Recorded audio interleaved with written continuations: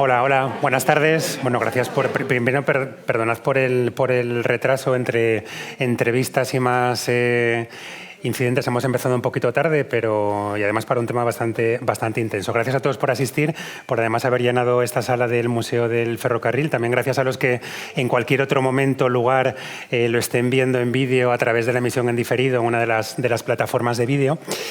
El Grupo Parlamentario Mixto, en la Junta General, en colaboración con los Verdes Equo, nos plantean para esta tarde un reto ambicioso además por el tiempo del que disponemos y al que le hemos recortado una pequeña parte, y por algo sobre todo para hablar de un tema tan relevante y tan transversal como es el derecho a la salud en la acción política, ¿no? Porque sobra decir que cualquier acción política tiene un impacto en la salud, tienen un impacto en las propias políticas de movilidad, las políticas de sostenibilidad, los entornos escolares, los microplásticos, cualquier política. Además en Gijón lo conocemos bien, la contaminación que tenemos en la zona oeste, eso también impacta directamente en la salud. Cualquier acción, nos vamos al supermercado, un producto químico, de cosmética, todo al final acaba impactando. Ese derecho a la salud, que además en los marcos jurídicos lo tenemos recogido en los distintos niveles. Lo tenemos recogido en el nivel estatal en la Constitución, lo tenemos recogido en la Unión Europea también como un derecho a aplicar la máxima protección a la salud humana, y por supuesto en los organismos internacionales con la Organización Mundial de la Salud a la cabeza, que también hablan de ese derecho a la salud en varios ejes. El planteamiento, no sé si buscado o no, pero al final ha sido el resultado. El planteamiento es que además tenemos aquí representantes de personas que trabajan por ello, pelean por ello en distintos niveles de la administración. Tenemos la representación de nivel autonómico, de nivel estatal y también de nivel europeo. Creo que son sobradamente conocidos, pero es de rigor comenzar a presentarlos. Además, como anfitriona, aquí a mi lado, Covadonga Tomé, diputada, además de médico pediatra, diputada del Grupo Parlamentario Mixto en la Junta General. A su lado, Bulatecci, secretaria general del Grupo de los Verdes en el Parlamento Europeo y además miembro de la ejecutiva del Partido Verde Europeo. Rafael Cofiño, que además durante lo peor de la pandemia era director general de Salud Pública en el Principado y ahora diputado por Sumar, por Asturias, por la circunscripción de Asturias. Y Floren Mascerelli, coportavoz de los Verdes Equo, miembro de la ejecutiva de Sumar y que también estuvo en el Parlamento Europeo. Se nos ha comido un poco el tiempo, aún así nuestra intención es hacerlo lo más ágil posible, incluso siendo muy optimistas, lo cual tampoco os lo puedo garantizar, es que haya tiempo para que podáis preguntar, pero esto ya depende de cuánto se enrollen y se enreden en el propio debate. Además, yo creo que prioritariamente hemos venido a escucharles, ¿no? Creo que todos sabéis que tenéis a disposición para la traducción simultánea. En la entrada estaba disponible. Si te parece, empezamos por ti, Covadonga, y por una pregunta tan genérica que yo creo que puede dar pie al debate, y estando como el título de esta charla, que además vosotros habéis organizado, nos habéis convocado aquí, es el derecho a la salud como prioridad en la acción política, y es ¿por qué tiene que ser una prioridad en la acción política? Bueno, buenas tardes en primer lugar, y gracias por tu introducción, Eduardo, y gracias a todas y a todos por venir hoy. Estoy viendo un montón de caras conocidas, me presta mogollón, y a las que no son conocidas también darles la bienvenida y agradecer muchísimo a Bula y a Rafa y a Floren su compañía hoy aquí en esta mesa para hablar de un tema tan interesante. Y tú decías, mira, me encantó tu introducción, pero solo te voy a quitar la razón en una cosa, que yo creo que es mucho más interesante en realidad a veces escuchar al público, ¿no? Y que ellos pregunten las inquietudes que puedan tener. Pero bueno, en cualquier caso y sobre lo que preguntas. Tú mismo comentabas en la introducción que cuando hablamos de la salud pensamos en ella como un derecho fundamental, y yo siempre digo que hay que ir un paso más allá. No es un derecho fundamental porque lo recojan todas esas cartas europeas, la Organización Mundial de la Salud, nuestra propia Constitución, sino que es un derecho humano y universal, y creo que desde la política es lo que tenemos que proteger absolutamente y a lo que tenemos que dedicarnos y lo que tenemos que intentar conseguir. Efectivamente, y lo comentabas muy bien, la acción política impacta en la salud a cada paso, en cada decisión que se toma, en cada movimiento que se hace, porque es verdad que a veces al hablar de salud tendemos a quedarnos en lo que es el sistema sanitario, y está muy demostrado que de todos los determinantes que verdaderamente impactan en nuestra salud, el sistema sanitario realmente es uno de los menos importantes. Es mucho más importante todo lo que tiene que ver, bueno, pues con las condiciones en las que vive la gente, con por supuestísimo todo lo medioambiental, que es importantísimo en nuestra salud. Luego, ¿por qué tiene que ser una prioridad? Tiene que ser una prioridad fundamentalmente porque la salud es nuestro bien más preciado. Yo creo que, y cuando hablo de salud me refiero evidentemente a la física y a la mental, que es a veces la gran olvidada, no en nuestros debates, pero sí en el debate político en general y en los esfuerzos, ¿no?, para cuidar la salud. Tiene que ser una de las prioridades, y tiene que ser una de las prioridades porque además un buen cuidado de la salud es uno de los principales factores de cohesión social. Y comentaba antes que ya casi damos por hecho, porque por suerte vivimos donde vivimos, que tiene que ser de acceso universal y gratuito. Yo creo que ese debate ya lo tenemos que dejar y tenemos que dar un paso más y hablar no solamente de eso, sino de calidad, de transparencia, de evaluación continua, de equidad y de otra serie de conceptos que son igualmente importantes. Y me callo ya para que hable alguien más que yo.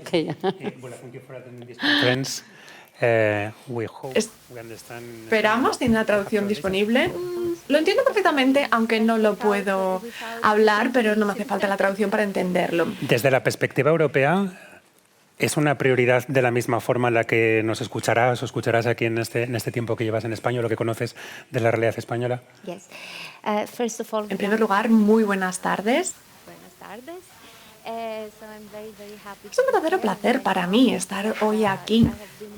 Un verdadero honor que me hayan invitado los amigos españoles de ECHO para participar en esta conferencia. Pero además tengo que decir que en términos personales estoy encantada de estar hoy aquí, porque yo creo que poquito a poquito, por fin, el tema de la salud y de la sanidad se convierte, porque debe convertirse, en uno de los focos de las políticas europeas. Ya no es una cuestión nacional, debe ser una cuestión europea. Evidentemente, son competencias compartidas entre los niveles nacional y europeo, pero necesitamos ir avanzando cada vez más hacia esa dirección para que entendamos que todas las personas, todos los humanos deben tener acceso a los sistemas sanitarios y que todas las políticas han de centrarse en la prevención de problemas que tengan que ver con la salud. Por eso mismo creo que ahora, después de la pandemia, nos encontramos en un punto de inflexión. Hace algunos años la salud, la sanidad, bueno, pues no había una Europa social, no era prioridad. Pero pasada la pandemia nos hemos dado cuenta de que sí, de que es posible crear las condiciones que nos permitan responder a las grandes crisis que tenemos o hemos tenido con la pandemia. Pero sí que me gustaría añadir algo más que me toca de cerca, y me toca porque soy griega. Las medidas de austeridad. En estos últimos 10 años, 15 años, nosotros, como griegos, pero también en España, las hemos sufrido. Y hay dos sectores que las han sufrido más que los demás. Educación, por un lado, sanidad, por otro. Por eso, cuando llegó la pandemia en países como Portugal, Grecia, España, no estábamos preparados para hacer frente a la pandemia porque nuestros sistemas sanitarios no estaban sanos, no estaban listos y preparados para hacer frente a esta situación. Por eso tenemos otra razón más cuando hablamos de salud y sanidad. En la Unión Europea no hablamos de algo abstracto, tenemos que centrarnos en lo concreto, es decir, políticas, pero también instrumentos que nos permitan hacer la realidad. Rafa, y uniendo uno de los conceptos que ahora introducíamos, que es la pandemia, y volviendo otra vez a esa pregunta de la prioridad, ¿la pandemia ha cambiado para que ahora sí sea una prioridad en la acción política respecto a ese hito temporal, ¿no?, que marca antes de la pandemia y después de la pandemia?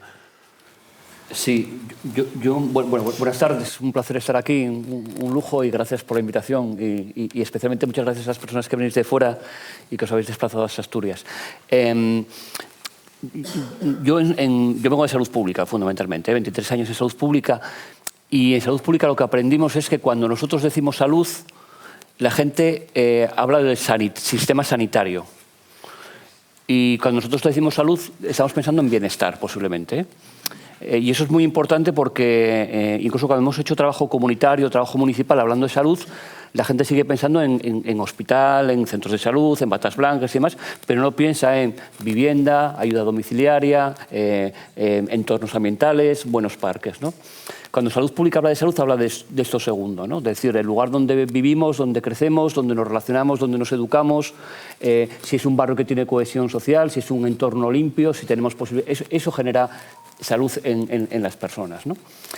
Y ese concepto es muy importante porque al final todos hablamos de salud, pero al final el presupuesto fundamentalmente se va a tecnología sanitaria, que en algunos casos es necesaria, pero en otros casos el impacto que está teniendo en la salud de las personas es muy pequeñito, ¿no?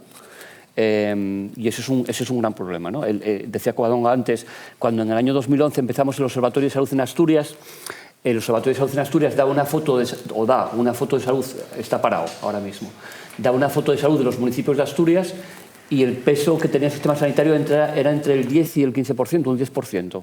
Y lo demás eran otros factores sociales y económicos, ¿no? Entonces, eso es un melón para cuando hablamos de un tema claro, que es cómo vamos a repartir los presupuestos, ¿no? Y que no tenemos un escenario presupuestario limitado. Volviendo al tema de la pandemia, claro, la pandemia abrió varias cuestiones y por centrarme solamente en un par de ellas. Una es otro término que a veces no controlamos bien, que es salud pública. No es lo mismo la salud de la gente, que es la salud colectiva, que es la sanidad pública, que es servicios sanitarios públicos, que la salud pública, que son unos departamentos concretos que trabajan en una consejería o en unos ayuntamientos o a nivel comunitario, que tienen unas labores concretas, ¿no? Fernando Simón es una imagen de lo que pudo ser la salud pública, pero hay más cosas de salud pública. Los ayuntamientos que tienen planes de protección, de promoción de la salud y de cuidado de los entornos, trabajan en salud pública.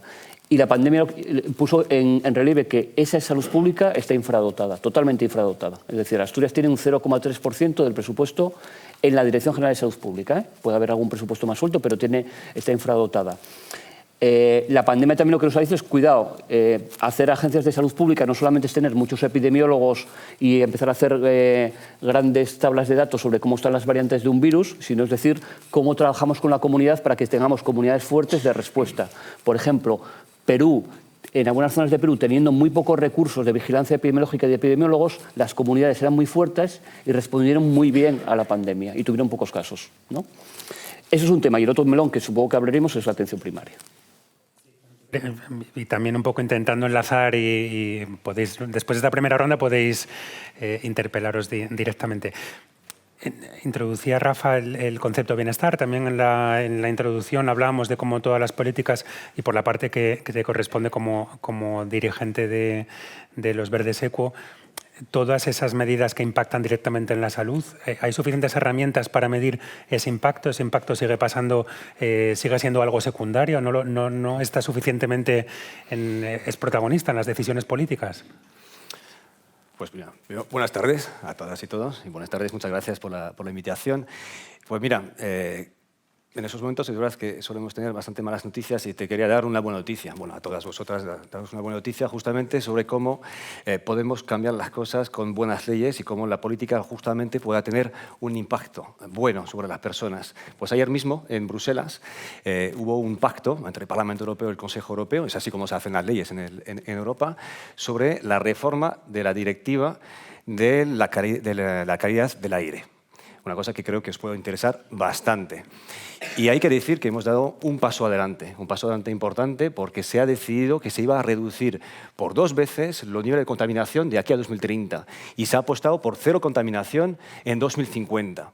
Pero lo más importante de esto, que además creo que os puede interesar, porque vosotros lo podéis utilizar aquí en Asturias, donde tenéis tanto problema, como lo habéis dicho bien al principio, con la contaminación, sobre todo debido a la industria pesada y al transporte. Tenéis ahora mismo, gracias a esa directiva, una herramienta para reclamar directamente ante los tribunales por las empresas o los que están contaminando por encima de los niveles que no pueden hacer. Y eso ya lo podéis hacer gracias a esa directiva. Y ahí es cuando vemos que realmente que la salud puede ser una prioridad política y que realmente podemos servir a algo en las instituciones. Y también, si hablamos de que cualquier acción política tiene que ser saludable, yo creo que tenemos que decir con claridad, y yo lo voy a decir desde el principio, la incineración es un peligro para la salud. La incineración es un peligro para la salud de los más vulnerables, empezando, por ejemplo, por los niños. Es decir, querer quemar los CSR, ¿no?, los combustibles separados, recuperados, es un peligro para la salud de las personas. Es decir, si queremos prevenir y que la gente no tenga problemas y no termine, por ejemplo, en el sistema de salud pública, lo primero que tenemos que hacer es evitar crear los cánceres, las enfermedades respiratorias que esto crea directamente. Entonces, tenemos que levantarnos con claridad, decirlo con claridad e ir a decir que sí, tenemos que tener una reindustrialización verde. Por supuesto, tenemos que tener en Asturias, empezando por aquí, con todo lo que ha habido, con el tejido industrial, pero esta reindustrialización tiene que ser saludable. Tiene que ser saludable. Esto es básico y yo creo que ahí, si nos entendemos con esto, pues muchas cosas pueden cambiar, empezando por Asturias. Si me permites, Sí. que estaba escuchando a Rafa hablar de salud pública, y es verdad que a veces no somos capaces de explicar bien a la gente lo que es y las cosas que hace. Entonces yo cuando quiero explicarle a la gente para que lo entienda, siempre hablo de una película maravillosa que no sé si visteis, y si no os la recomiendo, que se llama El olvido que seremos.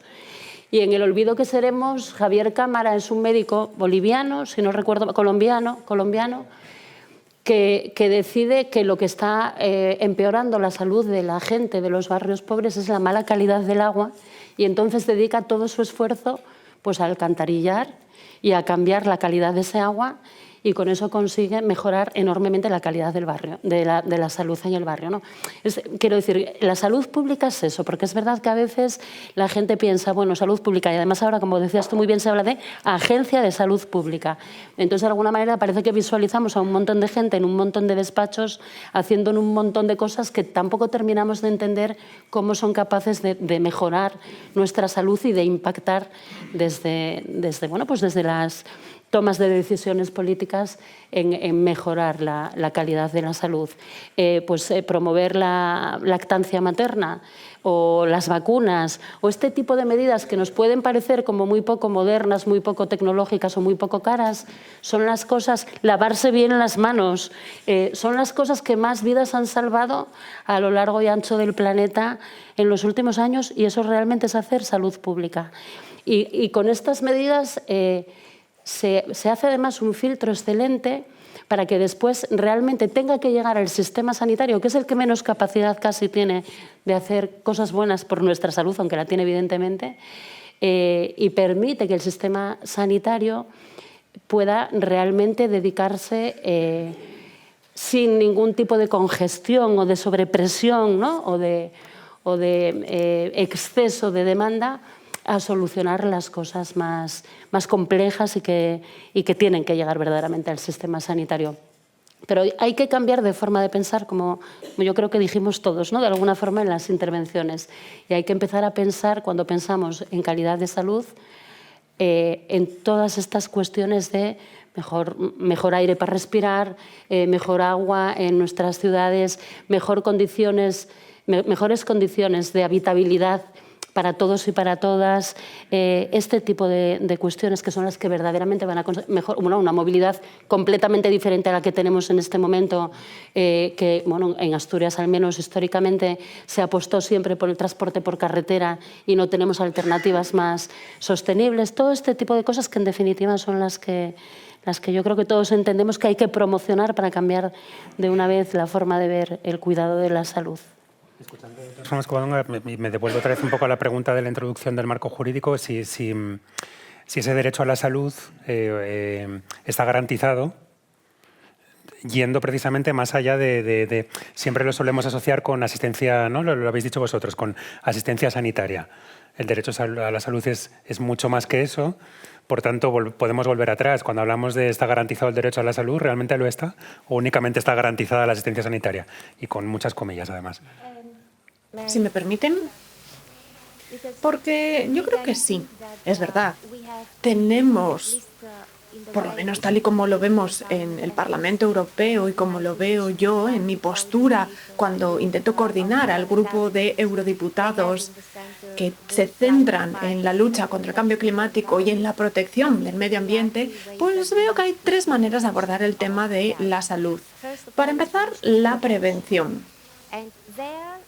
Y luego hay que entender que surgen los problemas, porque puedes tener los de un lado, los del otro, todos diciendo qué bonito, estamos a favor de la salud, por supuesto, pero cuando llega el momento de pedir aire de mejor calidad, agua de mejor calidad, para entender cuestiones como las olas de calor, y lo sabemos, conocemos la cantidad de gente que fallece en España por las olas de calor cada año. Cuando toca, por lo tanto, cambiar la legislación sobre productos químicos de las grandes industrias, de las grandes fábricas, ahí surgen los problemas, problemas para todos, por sus intereses. Llegan los intereses a la mesa y el tema de la prevención deja de ser una prioridad. No se aborda lo suficiente. Por eso me parece que es fundamental, importantísimo, que cuando hablamos de salud empecemos hablando de prevención. Presionemos, porque la Unión Europea tiene muchas competencias en este sentido y a partir de ahí podemos resolver gran parte del problema. Eso lo primero. Luego está otra cuestión y me refiero aquí al sistema, infraestructura, inversiones, la posibilidad de que los distintos Estados miembros puedan invertir en cuestiones de salud y sanidad y no penalizarlos por limitaciones presupuestarias. Poder así utilizar los fondos de resiliencia, los estructurales, todos estos fondos que nos permitan crear infraestructuras de manera que todo el mundo tenga la posibilidad de un acceso gratuito. Y luego está la cuestión de la investigación, tercer punto, porque hay miles de millones en la Unión Europea vinculados a la investigación. Necesitamos asegurarnos de que esa investigación, sobre todo en lo que toca a las cuestiones médicas, no depende de la industria farmacéutica, porque tienen que invertir, claro, pero es que tienen sus propios intereses, así que nosotros, y lo vimos en 2020, tenemos que poder invertir de manera independiente, ofrecer algo, una visión, llamémosla independiente, cuando hablamos de sanidad. Y solo y únicamente con esta perspectiva podremos de verdad hablar de manera general, de manera, llamémosla holística, palabra griega, y así será la manera de abordar el tema de la salud, la sanidad, acceso, prevención, curas y también el tema a futuro de mejores sistemas sanitarios más independientes de las grandes empresas. Y en Europa, ¿cómo vemos esa independencia? Porque está el tema del lobby en Europa. Estamos hablando de un tema enorme. Voy a darles un ejemplo, simplemente un ejemplo de lo que está pasando ahora mismo en el Parlamento Europeo. Porque el sector sanitario tiene relación con el Comité Medioambiental. Y existe una verdadera tentación de los cristiandemócratas de sacarlo. Están tentados, tienen un subgrupo de salud y sanidad, pero dentro del Comité Medioambiental. ¿Y qué han intentado? Es un tema que estamos debatiendo ahora, el futuro de la Unión Europea. Queremos un comité dedicado a temas de salud y sanidad. Eso es lo que pedimos en papel, queda precioso. Pero ya les cuento yo que va a ser la gran fiesta de las farmacéuticas. Van a ser ellas las que van a intentar meter la mano en todo ello. Necesitamos entender que cuando la sanidad está fuera del espectro de la protección medioambiental, más se convierte en un negocio el tema de la salud. Todos habéis mencionado en algún momento el término prevención. Cuando después sacamos estas estadísticas y hablamos de los ratios de inversión por habitante, donde entiendo que no se tiene en cuenta precisamente esa inversión, esta comunidad autónoma tiene el Estado más, está por encima. Es una forma de hacernos trampas al solitario también como diagnóstico del estado de salud, además del sistema. Volviendo a la pregunta, evidentemente no tenemos derecho a la atención a la salud una vez que entramos en el sistema sanitario, y esa sí es universal y gratuita, al menos en el mundo en el que nosotros tenemos la suerte de vivir. Pero el derecho a la salud evidentemente no lo tenemos igualmente protegido ni igualmente amparado todos, qué duda cabe, sin ninguna duda. Y en cuanto a los presupuestos, efectivamente, y además en Asturias se presume siempre, ¿no?, de que es una de las comunidades autónomas con el mayor presupuesto, el mayor gasto en salud por persona. pero no es en salud, es en el sistema sanitario que atiende a esta salud cuando ya se perdió, cuando ya tienes una enfermedad del tipo que sea. Invertir en prevención, como decía Bula, que verdaderamente es lo más importante, sería invertir en que no vuelva a ocurrir como esta mañana, sin ir más lejos, que se desahucie a una madre y a su hija y que no tengan una alternativa urgente de habitabilidad. Eso sería invertir en prevención. Una madre que además bueno, pues tiene un problema de salud mental al que nadie atendió. O sea, prevenir verdaderamente en salud sería que en la zona oeste de Gijón no tuvierais el peor aire de Asturias y de gran parte de España, bueno, pues porque hay unas industrias en este momento que son necesarias porque tenemos que tener también trabajos, ¿no? Pero que hay que cambiar y hay que hacer esa transición, lo decías tú muy bien, Florenda, hacia la industria verde, y hay que hacer una inversión real de esfuerzo, de dinero, de imaginación y de todo lo que haga falta para hacer ese paso que en Asturias, que es bueno, una comunidad autónoma con una enorme tradición industrial, costará más o menos, pero tiene que hacerse sin duda. Entonces es verdad que nos engañamos cuando decimos que tenemos la mejor inversión por persona y cuidado de la salud. No, tenemos la mejor inversión por persona y sistema sanitario. Y antes lo dijo así muy tangencialmente Rafa, pero es un tema también muy interesante. Encima, además de todo esto, luego ya una vez dentro del sistema de salud, la mayor parte de la inversión se dedica a la tecnología y a los grandes hospitales y no a la salud pública de la que hablábamos ni a la atención primaria, ¿no? Que deberían ser verdaderamente las dos patas más fuertes y las que realmente sostuvieran bueno, pues el sistema. Entonces, la inversión en Asturias no es mala en cuanto a cantidad, pero no está correctamente dirigida en realidad. Yo sería más positivo, ¿eh? O sea, en el sentido de decir, vamos, en salud pública, un poco también por la filosofía de donde vengo.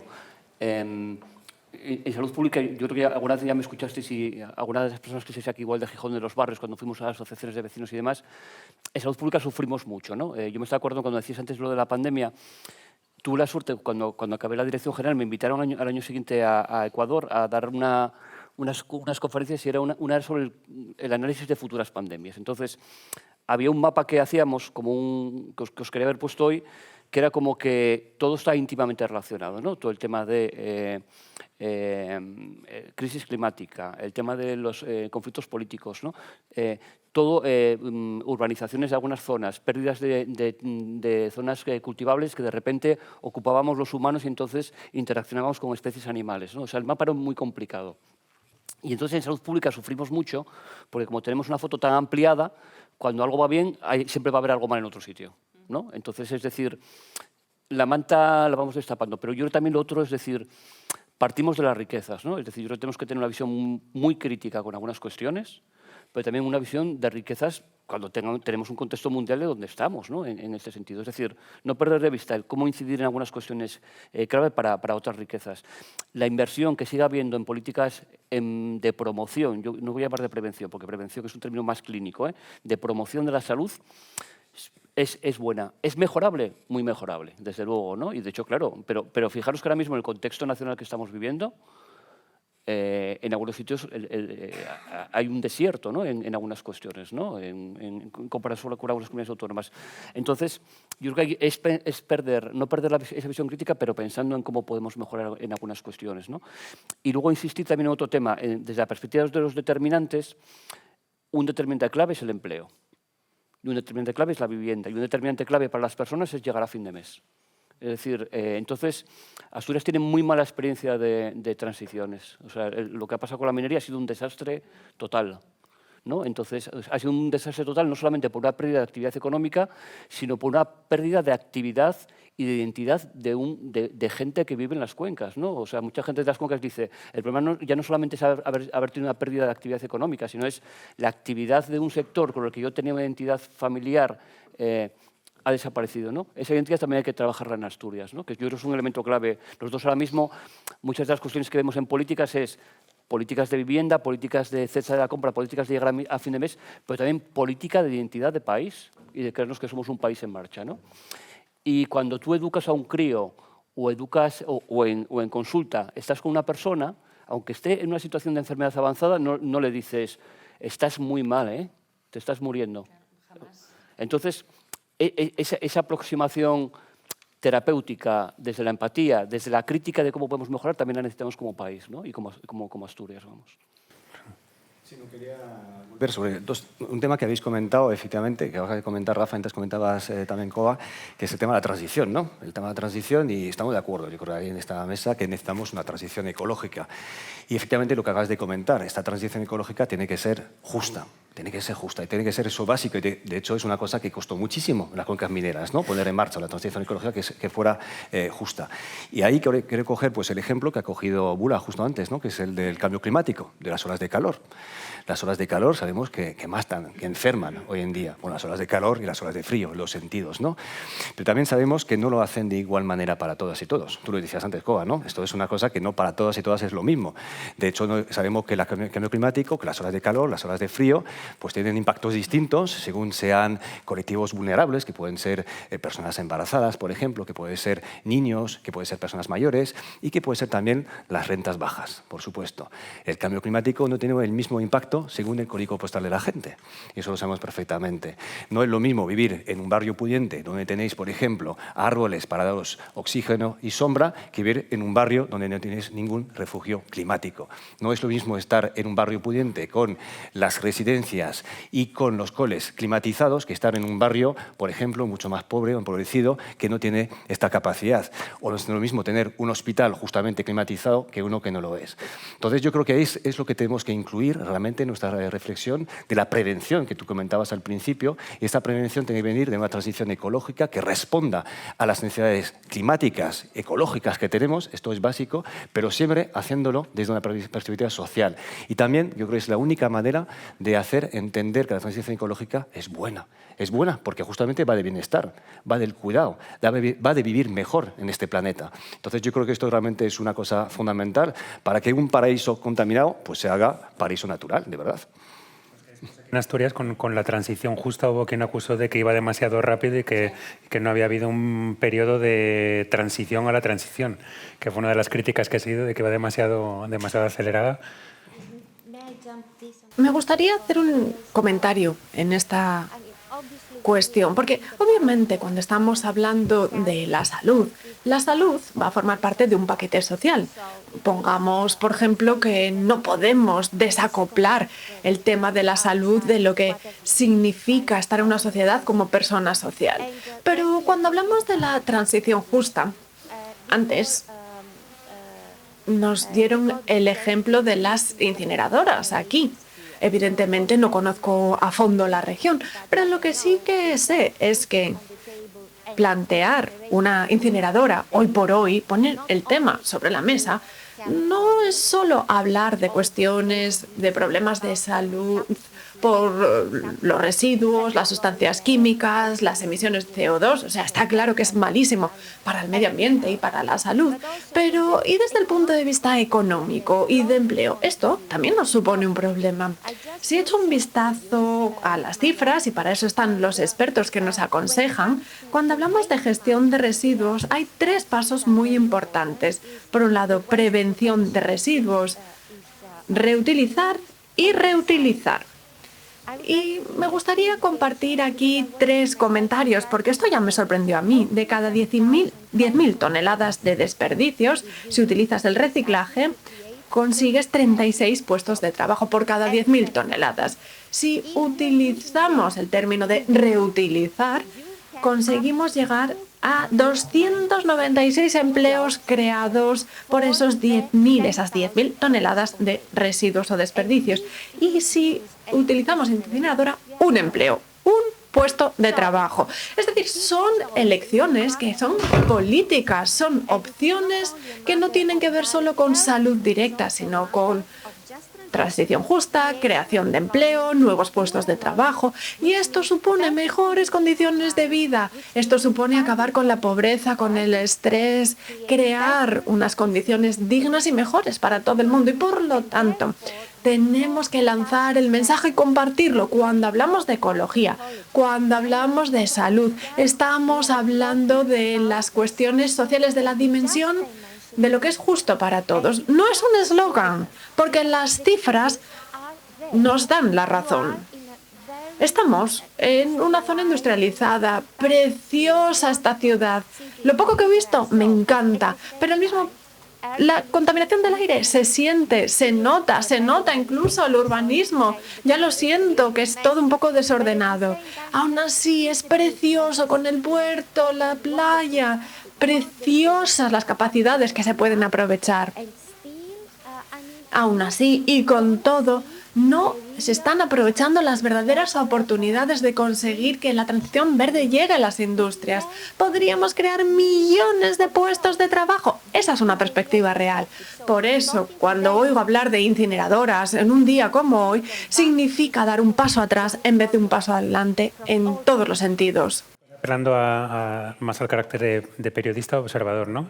En el caso de que creo que Floren y ahora vos la habéis sacado del tema de incineradoras, a mí lo que siempre me resulta, o observo con perplejidad, es como la izquierda no tiene una postura clara ni dividida cuando a priori parece que ideológicamente sí tendría que tenerlo. Y esto lo vemos aquí en Asturias, ¿no?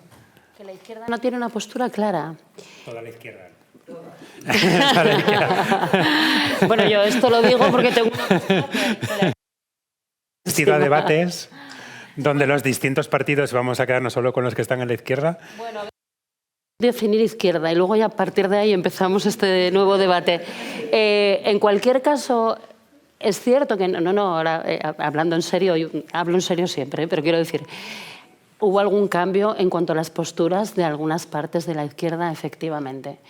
Yo creo que hay cuestiones, y además lo explica Bula también, que no son muy interpretables. Es decir, quemar basura es un desastre. Y da igual que esa basura te la quieran compactar y ponértela con una etiqueta ahora que pone CSR para vendértelo de otra manera y decirte que ya no estás quemando basura, que estás quemando otra cosa. Porque eso es engañar a la gente. Porque además sigue emitiendo, bueno, pues furanos y no sé cuántas sustancias tóxicas que no tenemos por qué permitir que se envíen al aire que respiramos, ¿no? Entonces, bueno, nosotros en ese sentido tenemos una postura clara, clarísima, en contra de la incineración de basura, la llamen como la llamen. No se puede incinerar la basura. Es verdad que el problema es que, ¿cuál es la alternativa? ¿Qué hacemos con esa basura que está amontonada? Porque aquí, bueno, pues no hemos tenido una política suficientemente hábil promocionando el reciclaje y no se hace bien, no se hace suficientemente bien. Y ojalá, y siendo positivos, como decía Rafa, pues seamos capaces de avanzar, ¿no? En ese sentido y hacerlo a partir de aquí mucho mejor. Bueno, es verdad que hay unas cuantas toneladas por ahí que hay que gestionar de alguna manera. Y el quemarla, no, desde luego, no es una opción. Que en otras partes de la izquierda antes tampoco les parecía bien quemarla y ahora sí, eso ya es algo que no sabría explicarte por qué. Yo continuando también con otro razonamiento creo que bastante quizás básico y también apelando a esa parte de la contaminación concentrada muy especialmente que afecta a los vecinos de la zona oeste, pero bueno, llevándolo a un marco más general. Existen medidores donde claramente se mide que hay contaminación. También está comprobado perfectamente de una forma objetiva que trasciende a ideologías políticas el impacto que tiene en la salud.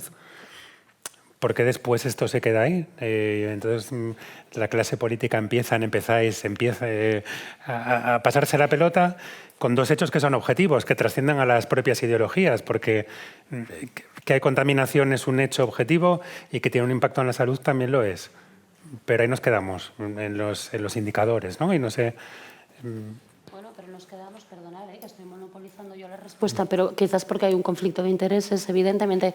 Es más, fíjate lo que me estás diciendo, los indicadores están ahí para el que los quiera ver. Porque yo recientemente, en la Junta General del Principado, en un pleno le pregunté a la consejera el nombre de la consejería es tan largo que ya ni me acuerdo, ¿no? Pero empieza por transición ecológica y no sé qué más. Y me dijo porque hasta qué punto en ocasiones desde la política, tristemente, puedes olvidar la realidad, me dijo que los datos que yo manejaba no eran los mismos que ella tenía y que la calidad del aire aquí era extraordinaria. Con esto quiero decir que, bueno, pues hay conflicto de intereses y ese conflicto de intereses a veces se salva, no voy a decir que manipulando datos evidentemente, pero bueno, pues manejándolos de una manera diferente o diciendo que tus fuentes te aportan unos datos distintos. Yo recuerdo, Rafa, que hace poco pedías estudios epidemiológicos vinculantes, por ejemplo, en el caso de Gijón con la instalación de Preco. Esto al final, y volvemos otra vez a cosas que parecen obvias que no lo son, porque después cuando vas a la realidad no lo son, no son vinculantes. ¿Qué margen hay aquí para modificar y para que, no sé, para que se convierta en una realidad, ¿no? En el día a día lo asumamos como algo normal, no como algo excepcional que haya que pedirlo en una rueda de prensa? Sí, pero incluso entiendo que en la mesa nos centramos en un tema medioambiental como un determinante de salud, ¿eh? Pero los datos que tenemos de paro juvenil, los datos que tenemos de vivienda, los datos que tenemos de desigualdad entre mujeres y hombres o los datos de empleo en personas mayores, o sea, el impacto en salud mental del desempleo o la situación laboral, la sobrecarga de mujeres cuidadoras que tenemos en Asturias, son igual, o sea, digamos que son indicadores que nos hacen saltar igual que la incineradora, ¿eh? Entonces, la cuestión es decir, o sea, yo creo lo explicabas muy bien, Bula, ¿no? Es decir, cómo hacemos y Floren, cómo hacemos una transición adecuada en momentos determinados para algunas medidas de salud pública que tengamos evidencias, que tenemos evidencias desde hace mucho tiempo. Por eso os decía antes lo del sufrimiento nuestro en algunas cuestiones, ¿no? Y para cuestiones que haya que paralizar o no hacer, ¿no? Si eso tiene un impacto determinado por otro sitio. Entonces, esto es el equilibrio complicado para hacer algunas cuestiones. Yo creo que son buenas noticias. De hecho, me alegra mucho lo de la noticia de la Comisión Europea porque ayer hablábamos de hacer una PNL.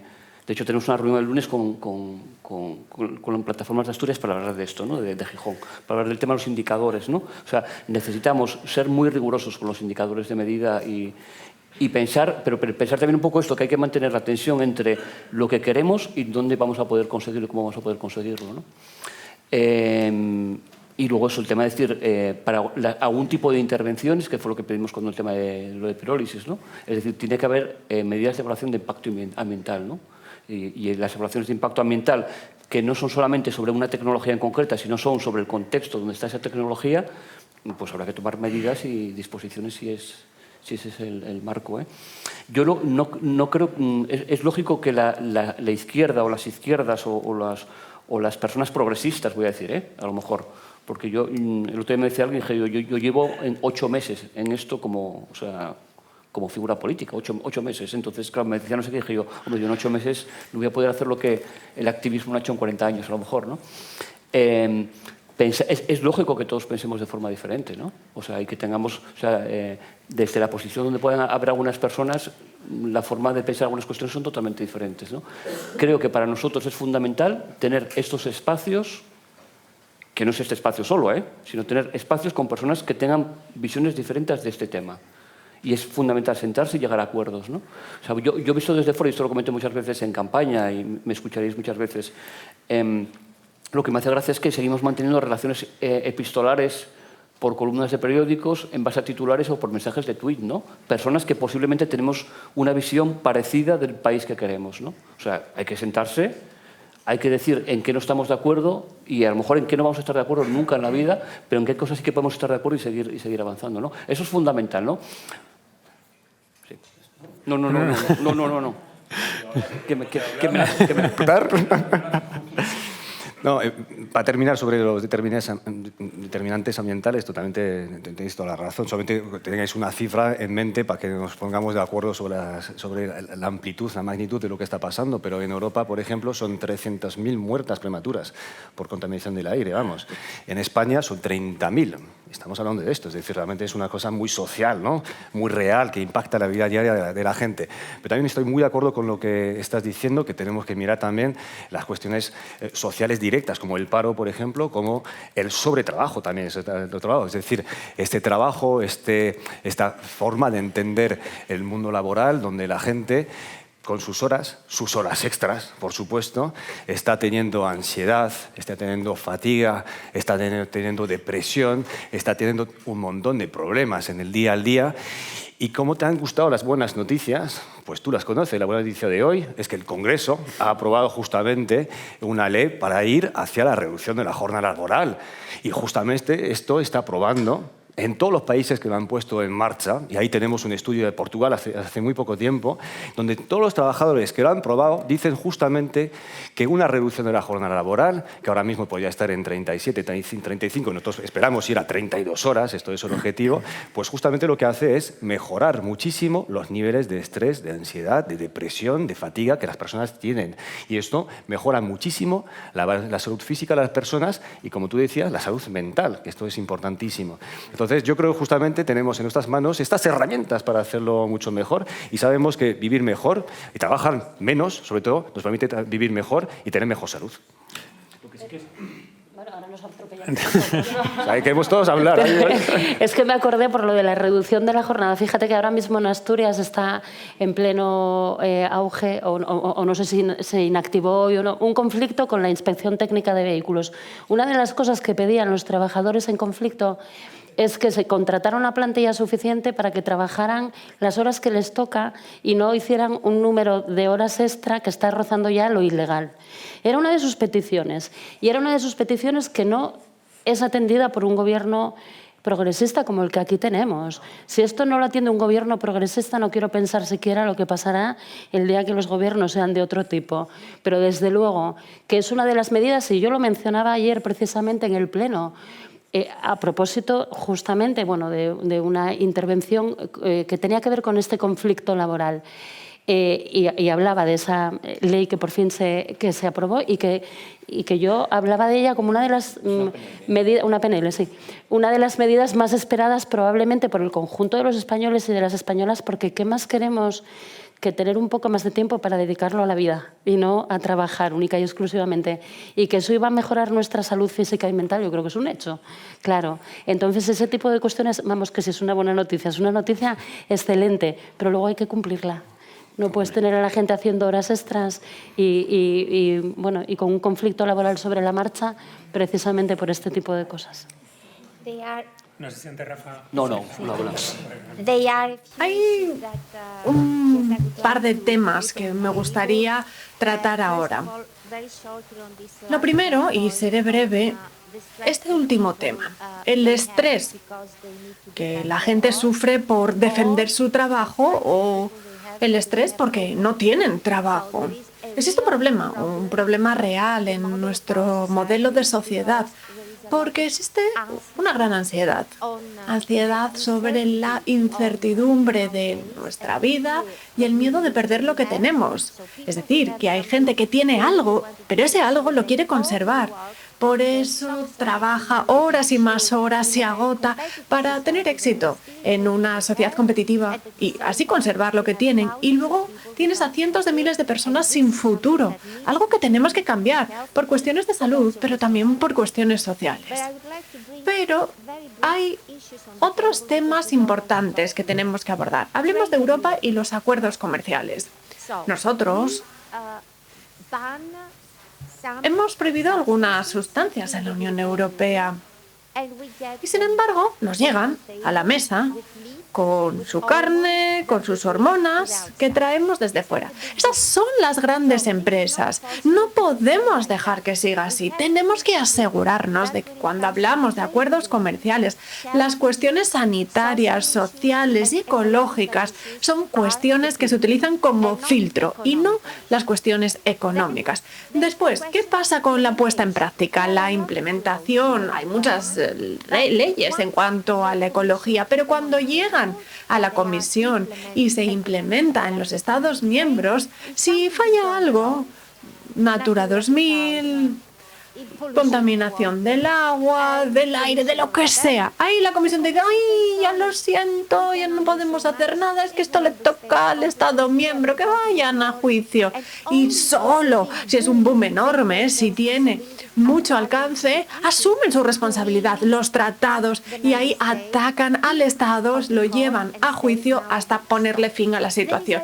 Y esto genera muchísima frustración, muchos problemas ecológicos en la actualidad. Y a veces, incluso en el Parlamento, mis eurodiputados se sienten inútiles, porque puedes hacer una petición, escribir, reclamar, pero no hay manera de poner freno al daño, ni poner freno a esos intereses. Y por lo tanto, existe una responsabilidad por parte de las instituciones también, de manera que cuando se pone la ley sobre la mesa, ahí se va a hacer hasta la última comprobación, la última verificación para garantizar que se pone en práctica. Y la última cuestión, lo que acababa de hacer de Ursula von der Leyen, donde habla del uso de pesticidas. Ese reglamento decidieron cargárselo.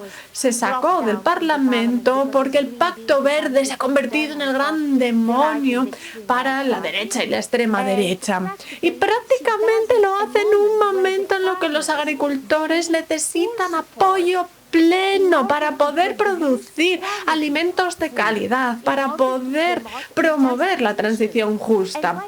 ¿Y qué hace la Unión Europea?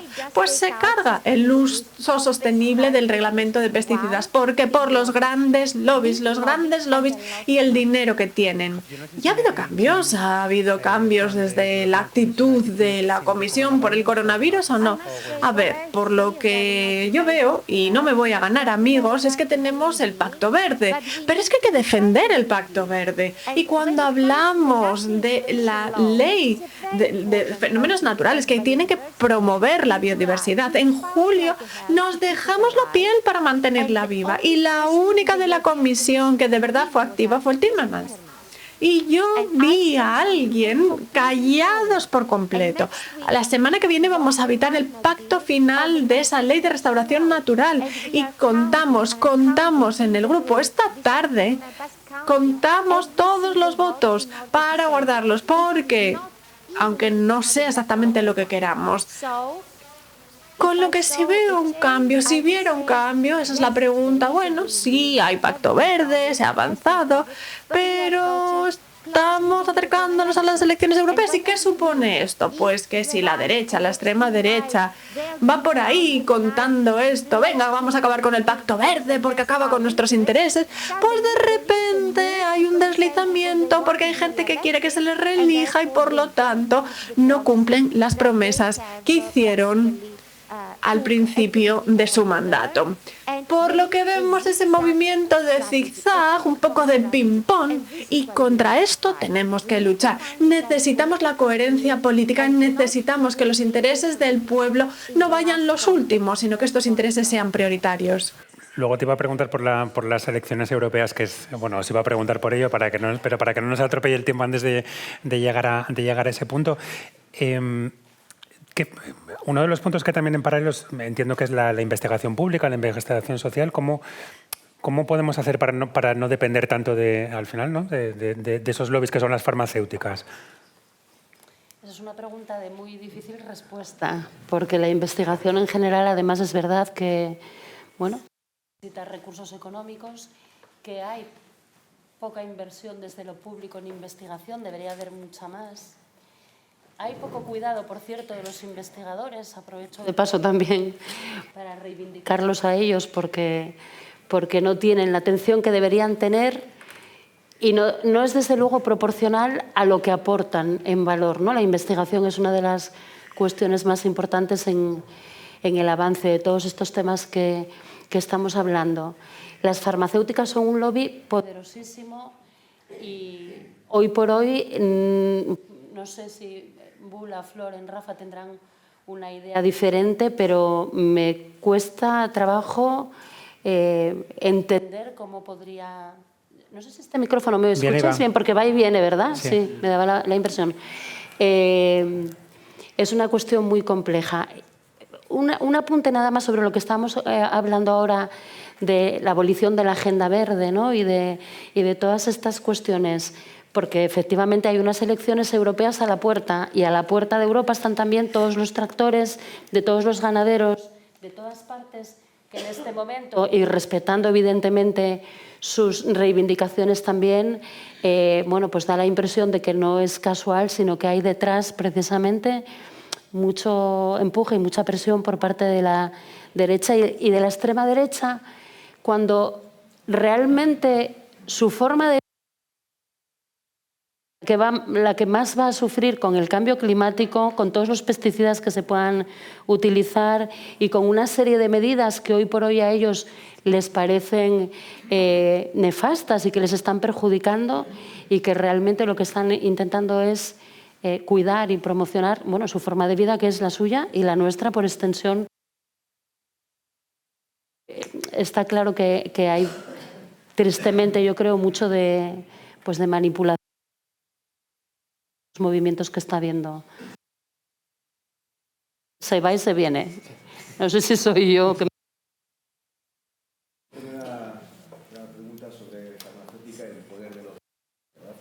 Pues, Yo creo que no se le escucha, ¿no? ¿O... ¿A mí tampoco? Espera que...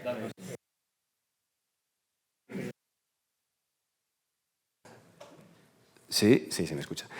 No, a tu primera pregunta que hacías sobre las farmacéuticas, es verdad que hay un poder de los lobbies que es muy importante, vamos, lo vemos en Europa, lo vemos en España, lo vemos en cualquier parte, y yo creo que si algo hemos aprendido de la pandemia es que necesitamos una farmacéutica pública. La farmacéutica pública hay que decirlo con claridad. La necesitamos en España, pero también necesitamos ahí un gran plan a nivel europeo para justamente tener la capacidad como Unión Europea de invertir en las cosas públicas de salud. Yo creo que es una cosa que hemos aprendido y tenemos que poner en marcha. Y lo segundo, sobre lo que decíais sobre las protestas de los agricultores, creo que es un buen ejemplo, o un mal ejemplo, mejor dicho, de cómo el populismo reaccionario y negacionista está acaparándose de un movimiento que es legítimo. Porque es legítimo que las personas, que sobre todo que las pequeñas y medianas explotaciones, pues digan que realmente no pueden más. Que no pueden más. No llegan a fin de mes, simplemente, tienen muchísimos problemas con la inflación, con los precios de la energía, con el cambio climático, con la sequía, pues es lógico que haya una revuelta y que vayan ahí. Pero al mismo tiempo, pues estamos viendo que el populismo reaccionario, las derechas y extremas derechas, están utilizando esto para cargar contra el chivo expiatorio, que para ellos son las normas ambientales. Y de ahí que retiran justamente la ley sobre pesticidas. De ahí que lo están haciendo de esta manera.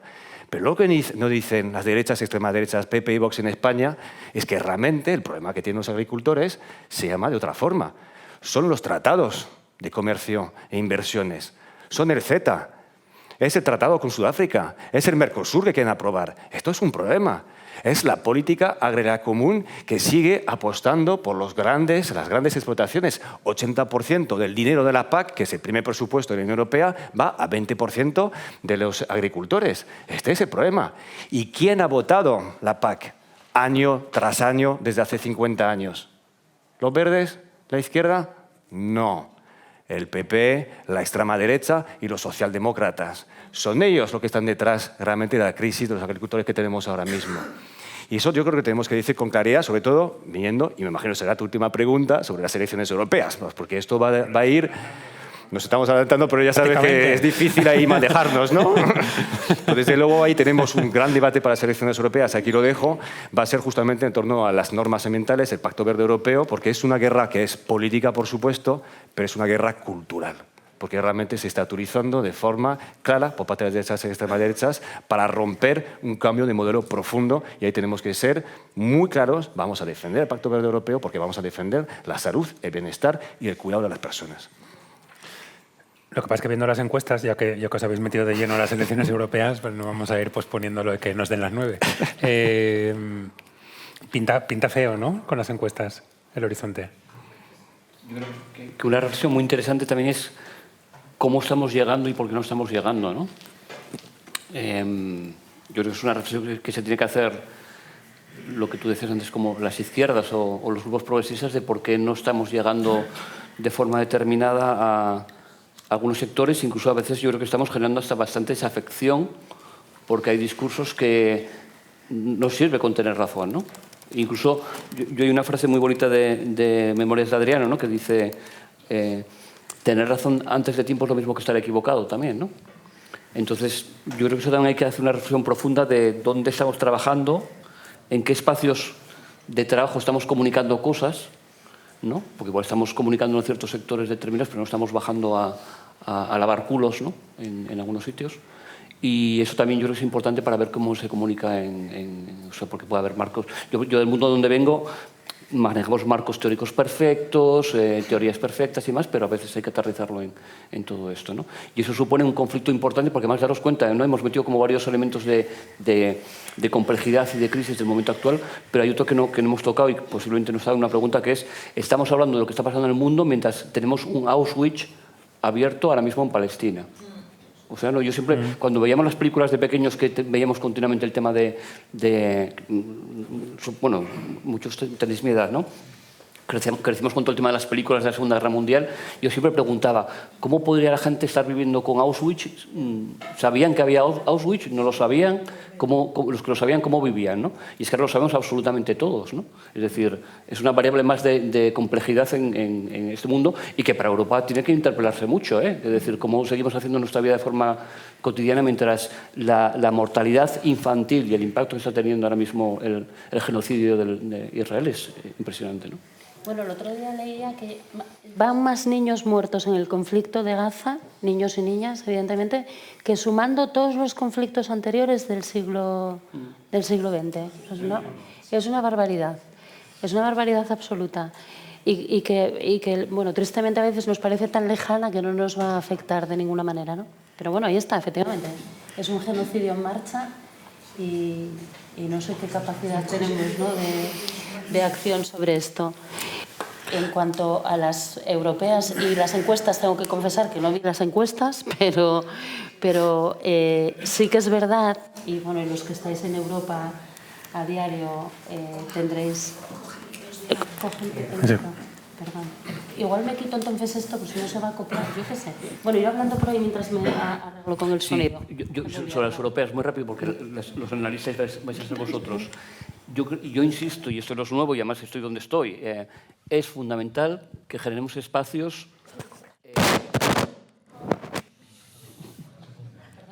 Es fundamental que generemos espacios de alianzas, de sumar entre personas y fuerzas que tengamos una visión similar.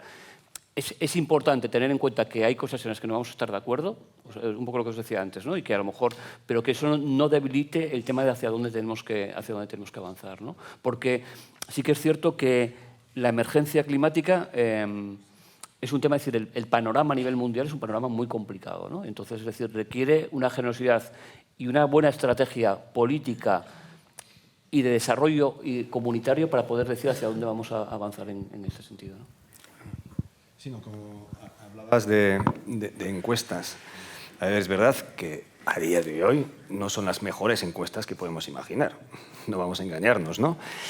Pero os recuerdo que hace un año tampoco eran muy buenas las encuestas aquí en España para las generales. Vamos, todos nos daban ahí perdidos, que va a ser un gobierno del PP y Vox seguro, que no había nada que hacer, que era inevitable. Bueno, todos lo hemos vivido, ¿no? ¿Y qué ha pasado? Pues que hoy en día tenemos un gobierno de Progreso y Verde entre el PSOE y Sumar. Lo hemos conseguido. No solamente lo hemos conseguido en España, sino que hemos mandado un mensaje al resto de Europa. Ha sido, bueno, Gula lo sabe perfectamente, pero en el Parlamento Europeo ha sido recibido como un soplo de aire fresco, que no era inevitable. ¿Es difícil? ¿Estamos salvados? Para nada. Pero sí se puede hacer, se puede parar y hay alternativas, porque solo luchando se puede conseguir. Entonces, lo que hemos hecho, luego lo han hecho en Polonia también, que parecía imposible quitar a este gobierno ultraconservador supercatólico, que era totalmente imposible. Lo han quitado. Pues ahora mismo tenemos la segunda ronda de las elecciones europeas, porque la primera de verdad fue en las generales en España, porque de nosotros dependía la mayoría en el Consejo Europeo, es decir, donde se reúnen los Estados miembros. Ojo, recordad que la Unión Europea son dos cosas. Por una parte el Parlamento Europeo y por otra parte los Estados miembros. Necesitamos la mayoría en los dos para ganar. Pues gracias a lo que hicimos en España y lo que se hizo en Polonia, hemos ganado la mayoría en el Consejo Europeo. Y ahora mismo pues tenemos que ganarla en el Parlamento Europeo. ¿Va a ser difícil? Hostia, va a ser complicadísimo, desde luego. Pero lo vamos a luchar todo lo que podamos. Y yo creo que, como tú decías, Rafa, ahí tenemos que ser generosos y tiene que haber alianzas grandes. Y yo creo que estamos haciendo en Sumar, en este sentido, bueno, porque estamos aliando, estamos poniendo tradiciones distintas. De hecho, hace 2 años tú y yo no estábamos en el mismo sitio. Y ahora sí que estamos en el mismo sitio. Estamos con tradiciones más tradicionales de la izquierda y los verdes. Y yo creo que eso es la fórmula que puede permitir, en España por lo menos, pues tener este espacio que necesitamos justamente para construir tanto España como Europa que sea más democrática, que sea más sostenible, más justa y más verde. Yo, bueno, y además quería introducir además de tu experiencia desde la perspectiva europea, ya que estamos hablando de lleno de las elecciones europeas, también desde ese marco, o Floren, que también has estado allí, desde ese marco al final europeo, esa separación, y volviendo antes a la pregunta de habría que definir qué es izquierda y qué es derecha, bueno, como esa traslación de España de un gobierno de PSOE y Sumar, ¿eso es algo que puede ser equivalente en Europa, o allí socialdemocracia y conservadores hay políticas en las que les unen más? Sí que hemos abordado varios temas, pero quiero hacer un comentario breve, pero a mi modo de ver importante. Hemos hablado de ganaderos, de extrema derecha, pero no olvidemos el presupuesto de la PAC, de la Política Agraria Común. Es una cuestión de negocio, porque el 80% del presupuesto se destina al 20% de destinatarios, de ganaderos. El 20% de los ganaderos prácticamente se quedan con lo que queda ahí, con el resto, con lo que de facto esta crisis y cómo intenta aprovecharla la extrema derecha no es decente, es que es una gran mentira. Son parte del problema, son parte de la mala distribución de los fondos desde el principio. No estamos hablando de calidad, no estamos hablando siquiera de qué significa en cuanto a precios de los alimentos, porque la especulación en cuanto al precio de los alimentos también es parte del problema. De las grandes empresas y los ganaderos son las víctimas. Podemos hablar horas y horas durante horas y días y años de este tema, pero hay que tener en cuenta la falta de información y el populismo al que nos enfrentamos. Si hablamos de Europa y las alianzas, digamos que la extrema derecha está ascendiendo no solo por sí mismos, por ser extrema derecha, sino por cómo se ha legitimizado por parte de la derecha. ¿Qué ha pasado con el PP y Vox en España? Una situación increíble, pero no es el único país en el que ha sucedido. Me gustaría que sepan que en los Países Bajos hemos tenido hace poco elecciones y Wilders, extrema derecha, consiguió resultados muchísimo mejores porque el partido BBD, que es Rude, que es tradicional liberal, una semana antes de las elecciones nacionales dijeron sí, podemos gobernar juntos. Si esto pasa, si esta situación se da, pues la gente va a por lo distinto, no va a ir a los demás, porque están hartos ya con los sistemas políticos y los que la pueblan, con lo que dice, sí, mira, el Pacto Verde, los inmigrantes, nos oponemos, es todo lo mismo, vamos a probar algo nuevo, sin darse cuenta los peligros de eso nuevo. Por eso, para mí, el verdadero problema es cómo los cristianodemócratas van muy de cerca con la extrema derecha, pero también los socialistas a veces van de la mano con los liberales, con acuerdos con los cristianodemócratas, sin marcar la frontera, la línea que no se puede sobrepasar. Porque el Partido Popular Europeo está jugando a ambas bandas, por la extrema derecha y los conservadores, pero al mismo tiempo también pueden jugar con los progresistas.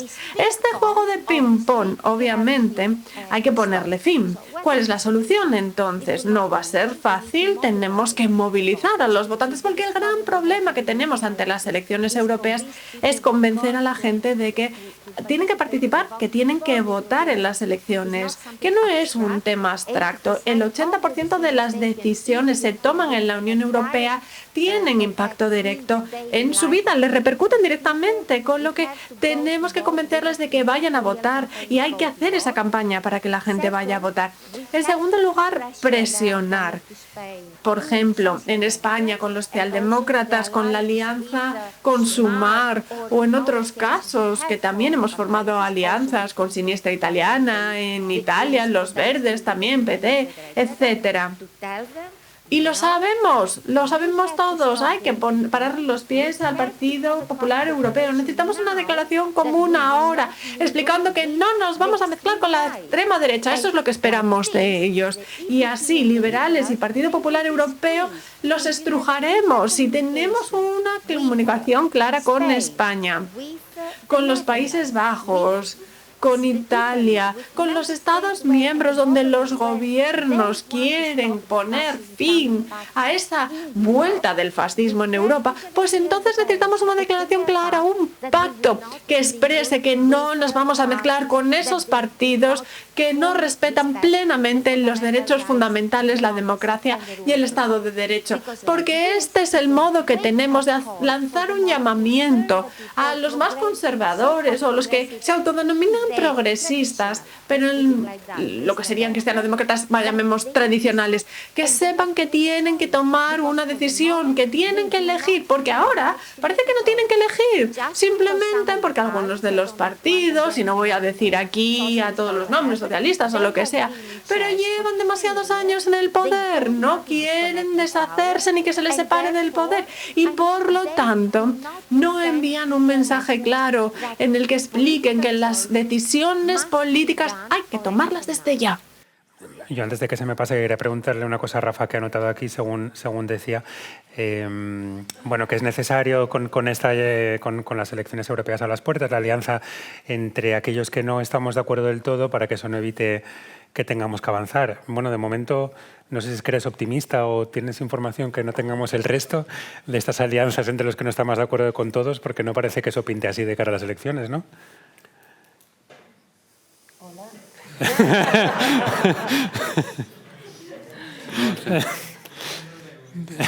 No soy optimista, pero no soy optimista. Oye, que la frase la habías dicho. Yo he apuntado. No tengo ninguna información y además yo de esto creo que es que también vivimos en un tiempo donde lo comunicativo condiciona muchísimas agendas. Es decir, los procesos de sedimentación de un proceso como tiene que ser Sumar no se pueden hacer en 6 meses, ¿no? O sea, y además tenemos que generar procesos de reflexión, partir de procesos que, o sea, y ahora mismo lo comunicativo tiene, ¿no? Daros cuenta, o sea, algo que yo, por ejemplo, estoy alucinando en Madrid, que aquí ya se veía, cuando hablamos, todo lo que hablamos en la pandemia y demás, es incluso los políticos, ¿no? Los políticos haciendo cosas, inaugurando cosas con fotografías, haciendo cosas.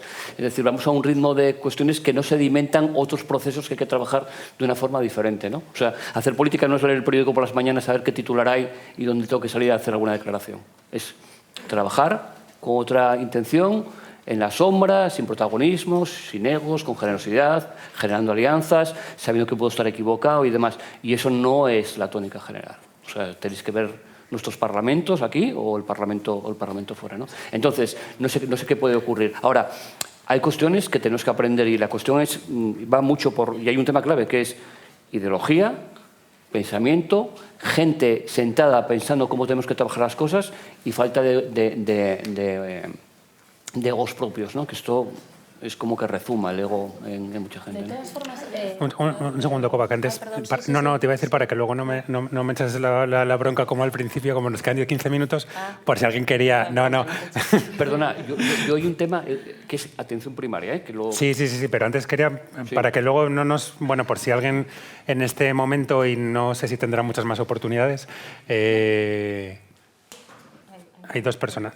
Si podéis sintetizar. Mira, allí... No sé, creo que se me oye, pero bueno. Buenas tardes a todas y a todos.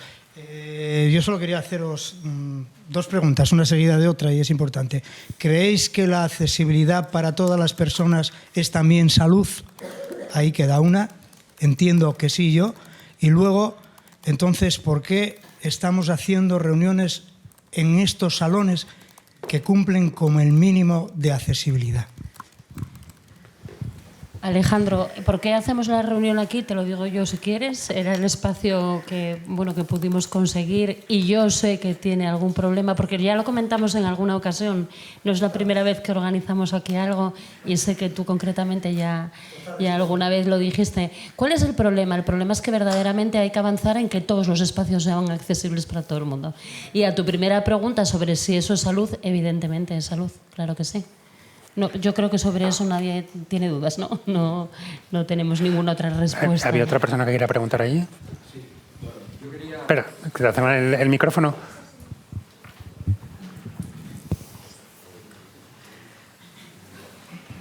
Sí, bueno, habéis comentado el tema de la prevención y el tema, por ejemplo, del aire.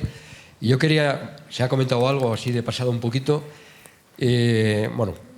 concretamente el tema de la importancia de la calidad también de la alimentación, es decir, como salud.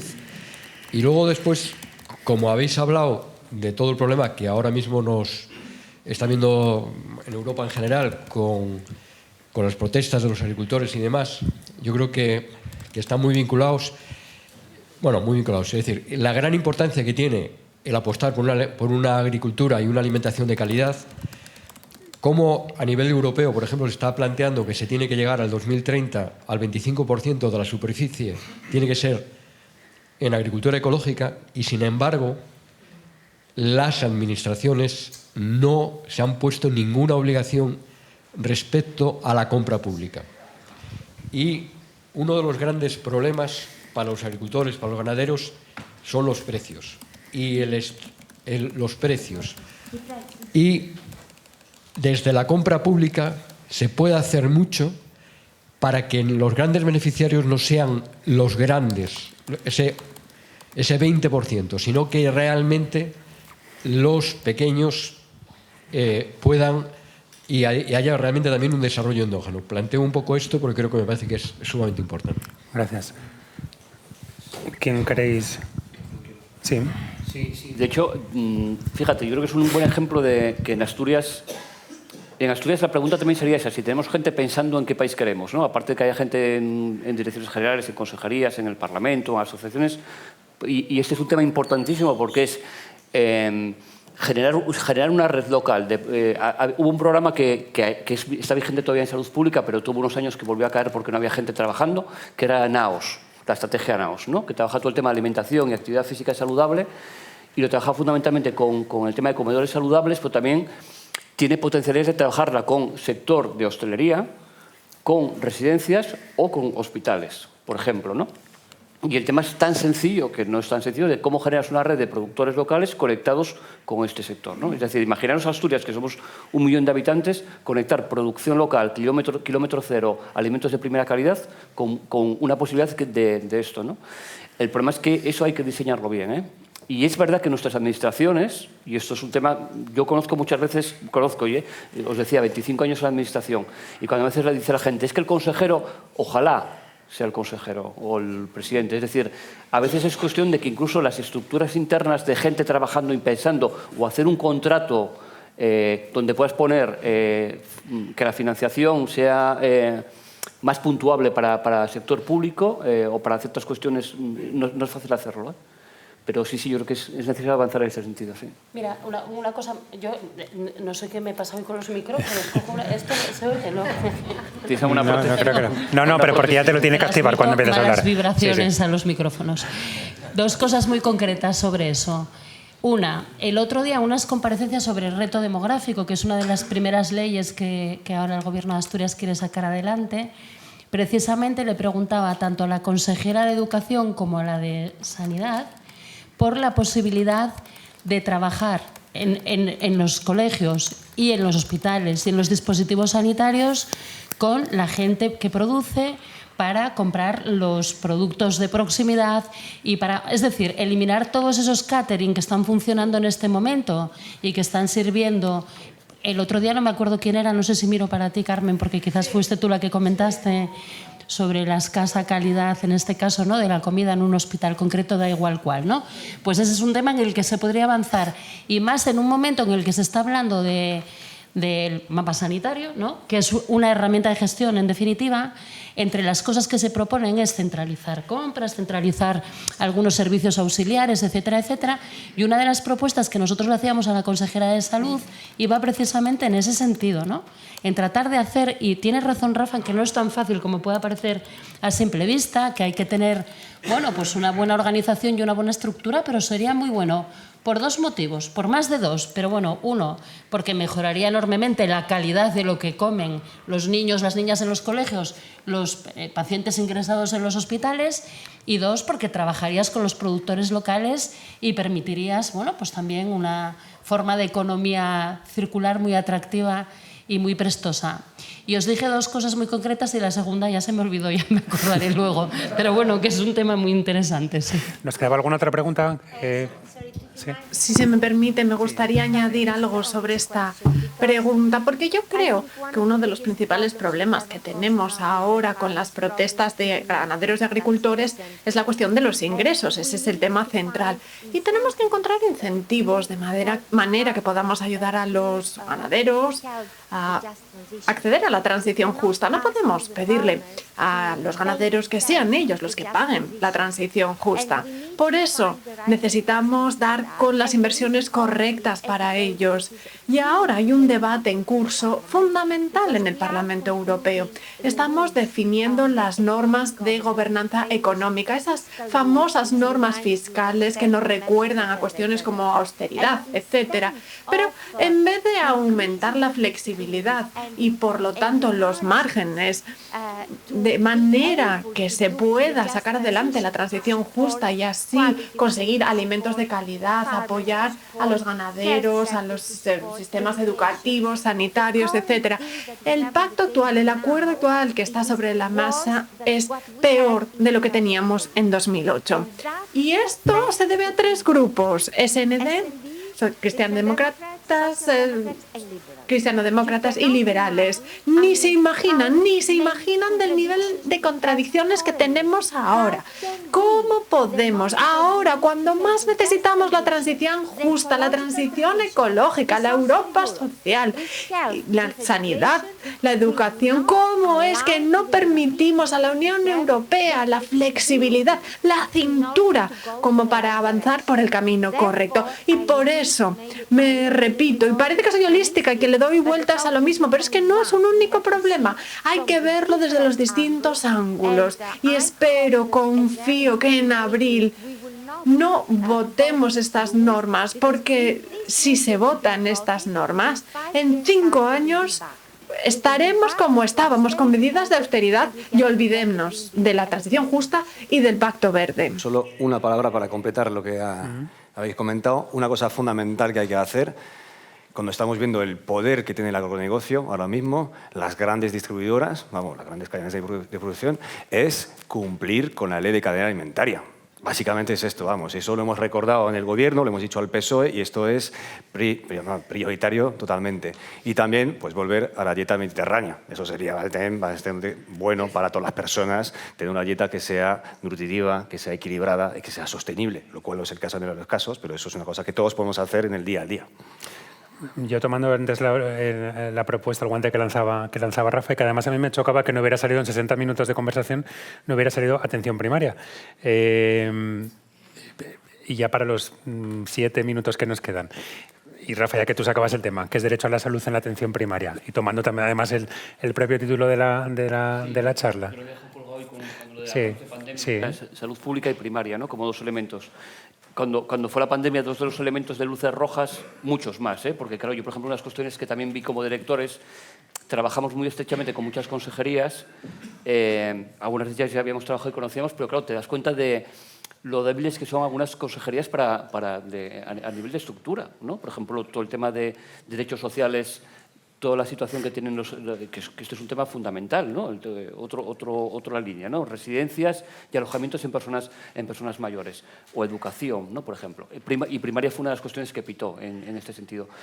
Y dos cosas muy sencillas. Nosotros, algo que decimos siempre como muy pedagógico, es necesario que tengamos buenos hospitales, pero tener buenos hospitales sería tener un sistema hospitalario de salud.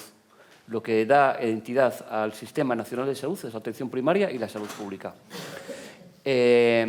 Y la atención primaria es ese elemento que llama muy poco la atención, lo decía hoy en una entrevista por la radio, o sea, llama muy poco la atención porque a veces es muy poco glamuroso, y no es tan comunicativo ni son portadas en los periódicos el tema de que haya una persona que vaya a un domicilio a atender a tu madre que tiene una enfermedad avanzada y que no puede ir a casa, ¿no? Eso no es glamuroso. Si metes el Da Vinci en el hospital, que es un robot que te hace una técnica tal y tal, es mucho más glamuroso. Ojo, no quiero decir que el Da Vinci no sea necesario a lo mejor, pero lo otro es imprescindible, sin lugar a dudas, ¿no? Entonces, primaria requiere más presupuesto, requiere fundamentalmente un tema clave que son los profesionales sanitarios, o sea, un elemento fundamental son los profesionales sanitarios, y requiere algo que es más complicado, que es poder y prestigio. Y que tiene que ver mucho también con lo de antes, ¿no? Que es decir, cuidado, porque que digamos que necesitamos una mejor atención primaria, tenemos que decirlo y ser críticos, pero poniendo en valor lo que también está pasando, ¿eh? O sea, no decir, no vamos a echar mierda en contra de la atención primaria, porque entonces eso tampoco le ayuda mucho, ¿no? Es decir, vamos a ser críticos, pero poniendo en valor a las médicas de familia, a las enfermeras y a las personas que están trabajando en los centros de salud, ¿no? Lo que pasa, Rafa, bueno, no sé si querías... No, te va... no, pero que estoy muy de acuerdo, por supuestísimo, con todo lo que acabas de decir, pero con una puntualización. Entre todos y entre todas, y me refiero más a los profesionales que a los usuarios, ¿no? Desprestigiamos de alguna manera la atención primaria durante mucho tiempo. Se dio muchísima importancia, efectivamente, y como tú dices, a todo lo que tiene que ver con el hospital, con las especialidades hospitalarias, con la tecnología más avanzada, con los tratamientos más caros, y se consiguió desprestigiar, y tú lo sabes como yo. Sí. Cuando tú y yo estábamos en la Facultad de Medicina, ya empezaba a ser como poco prestoso ser médico de familia. Había que ser neurocirujano y de ahí para arriba. Ni se habla de atención primaria. Ni se hablaba de atención primaria, efectivamente. Y se consiguió que se perdiera además esa figura que yo reivindico siempre, que es la de verdad, el equipo de cabecera, ¿no? El médico de cabecera, el enfermero de cabecera, que la gente cuando va al centro de salud vea siempre las mismas caras, esas caras que te conocen a ti, pero además conocen tu entorno, a tu familia, si lo estás pasando mal porque te acabas de separar, o si tu hijo es yo qué sé, y entonces te está dando problemas. Ese tipo de cosas, más allá de, por supuesto, la enorme capacidad resolutiva y científica y de sabiduría y de conocimiento que tiene la atención primaria. Porque a veces se mira la atención primaria como un poco en plan de, bueno, estos son los que están ahí poco menos que para darme el paso al siguiente escalón, que es el de la hospitalaria. Bueno, pues eso lo conseguimos entre todas y todos, fundamentalmente en este caso, de alguna forma, ¿no? Los profesionales y los gestores, ¿no? Desde luego la gente que yo creo que cuando tiene una buena atención primaria lo agradece muchísimo, muchísimo, y además hace uso de ella y hace uso de ella con mucho entusiasmo y con mucho agradecimiento. Y hay que volver a una atención para eso tenemos ahí a gente como Jorge Fernández y tantos otros, ¿no?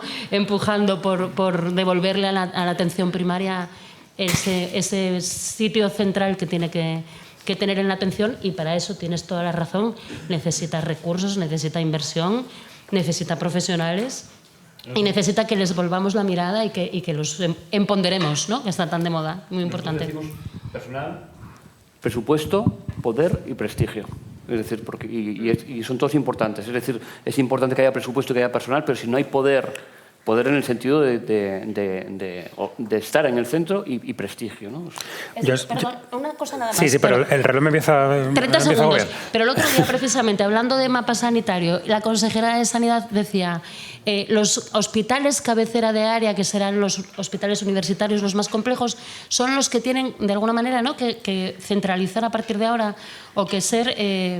Y yo le dije, no, pero estamos haciéndolo otra vez al revés. Es la atención primaria la que tiene que dirigir, gestionar los casos. Y luego, a partir de ahí, utilizar los hospitales de la manera más oportuna. Y ya. No, yo no quiero ser el tacañón, pero estoy viendo, por un lado, que quedan 4 minutos. A Laura Toro también haciéndome señas de que nos cierran el Museo del Ferrocarril. Y sin ánimo de pasar la noche aquí, sí que de izquierda hacia acá, sí que os pediría un último mensaje, todo lo más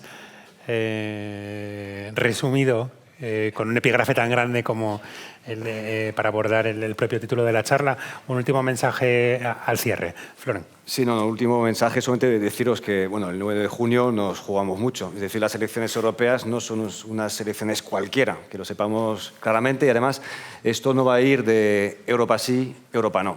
No va a ir de esto, porque va a ir de si la derecha, con la extrema derecha, es capaz de coger el poder en la Unión Europea y aplicar políticas contra los derechos de las personas, con un retroceso brutal en derechos, en materia medioambiental, en materia social, en materia de salud.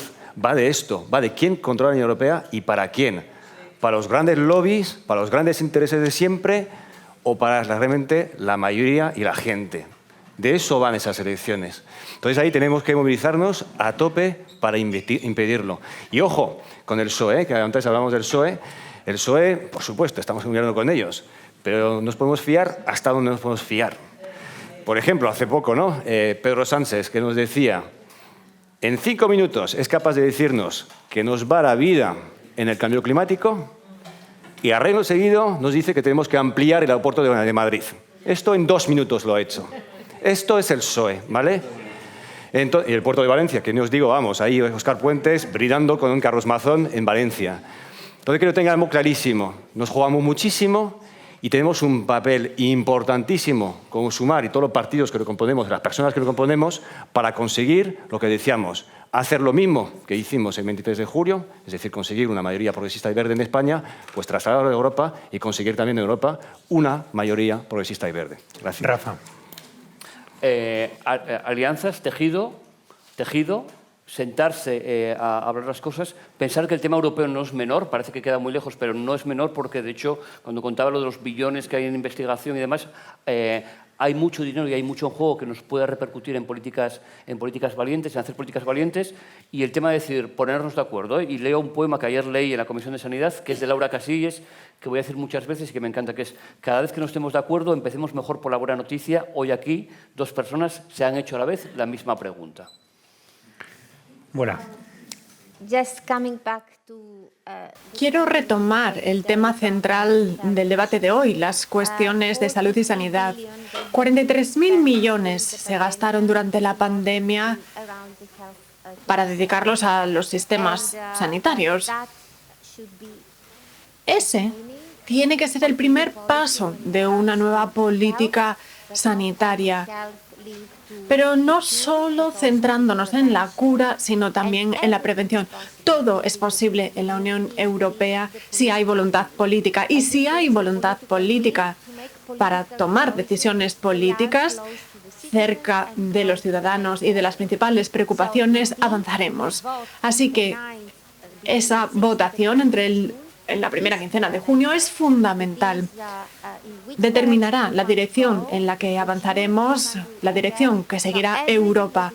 Así que todo lo que puedan hacer ustedes para movilizar, para que se comparta el mensaje, será fundamental, no solo para ustedes, sino también para todos nosotros. Gracias. Pues una frase que seguramente ya me escuchasteis más veces. Lo contrario de la pobreza no es la riqueza. Lo contrario de la pobreza es la justicia. Esa justicia social que necesitamos defender entre todos y todas. Y decía Rafa que hace falta generosidad y, por supuesto, hace falta generosidad y hacen falta alianzas, por supuesto que hacen falta alianzas. Creo que tenemos que ser muy conscientes de que el objetivo común de todos los que estamos sentados a esta mesa, todos los progresistas, ni de izquierdas, llamarlo como queráis, ¿no? Tenemos ese objetivo común que es ser capaces de alcanzar esa justicia social, que es lo contrario de la pobreza que todas y todos nos merecemos y que tiene que ver además mucho con el título, ¿no?, de la charla, de la prioridad de la salud para la política. Europa efectivamente está ahí a la vuelta de la esquina en realidad. Y es necesario que participemos para que, empezando por Europa, se detenga el avance de otro tipo de políticas que, desde luego, nos espeluznan bastante y no queremos en nuestras vidas. Pues las 9 en punto. Ahora mismo...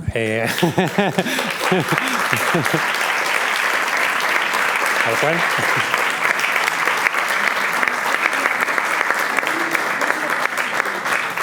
Nada, simple. Simplemente gracias a los cuatro, gracias al Grupo Parlamentario Mixto en la Junta General y a Verdes Equo Asturias por organizarlo y a todos vosotros por asistir y participar. Gracias. Gracias.